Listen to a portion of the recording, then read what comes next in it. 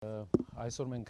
գտնում ենք ջերմոցում եւ ուզում ենք ներկայացնել մեր տնտեսական 5 քայլերից 4-րդը։ Մթերման կայաններ Հայաստանով մեկ, որը կօգնի հայկական գյուղմթերքը եւ հայ գյուղացուն իր ապրանքը, իր աճեցրած ապրանքը հեշտ վաճառել իր տնից հեռու չգնալով, որովհետեւ մեր երկրի հիմնական խնդիրներից մեկը, որ մեր գյուղացիները ունենում են խնդիր սեզոնի կես իրենց ապրանքը վաճառելու հետ եւ երկիրը չի կարողացել այսքան ժամանակ լուծել խնդիրը գյուղացիների ապրանքի վաճառքի։ Օրինակ բերեմ, մեծ պահանջարկ կա հարևան երկրներում հայկական գյուղմթերքի, սակայն Հայաստանի գյուղացին ապրանք արտադրելով չի կարողանում արտահանել, քանի որ չկա միջնորդ։ Այդ մթերման կայանը կլինի այդ միջնորդը, որը կգնի, կպահեստավորի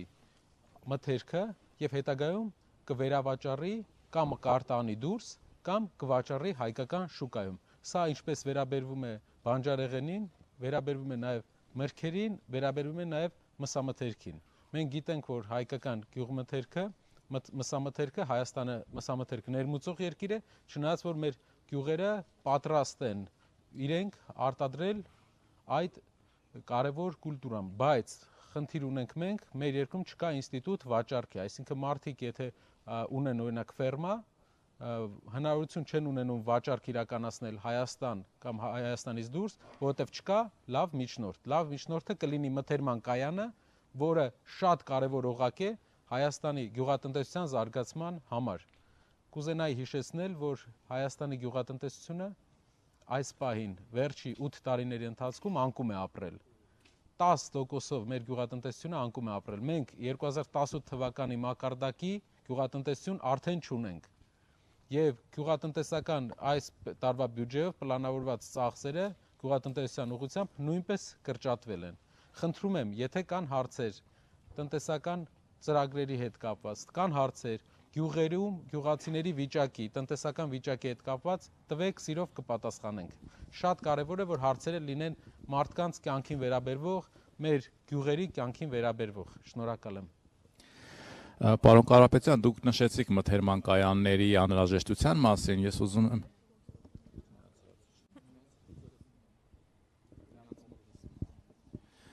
կա արդեն հաշվարկ, ձեր հանդիպումներն ինչ են ցույց տալիս, որ տարածաշրջանում ինչպիսի մթերման կայաններ, ասենք գյուղմթերքի, մսամթերքի, քանի կայան պետք է լինի, որ ինքնաբավ լինի մեր հանրապետությունը։ Շնորհակալություն հարցի համար։ Արարատյան դաշտը կենտրոնացված կլինի մրգերի բանջարեղենի վրա, ամեն շրջան կունենա 2 կայան։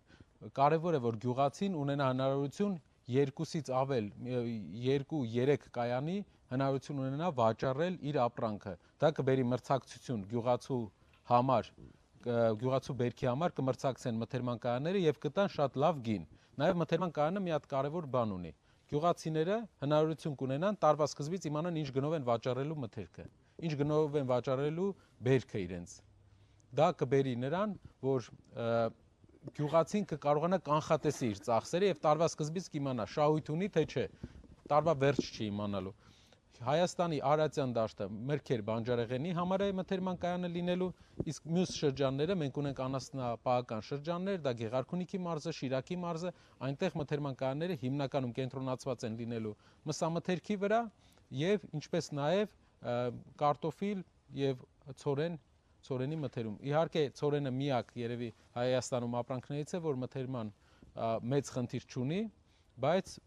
այնտեղ էլ կա որոշակի աշխատանքի կարիք, որպեսզի գյուղացիների համար ավելի հեշտ լինի մթերման կայանից միջոցները ստանա, հնարավորություն ունենա առանց վարկային պարտավորությունների աճեցնել իր բերքը։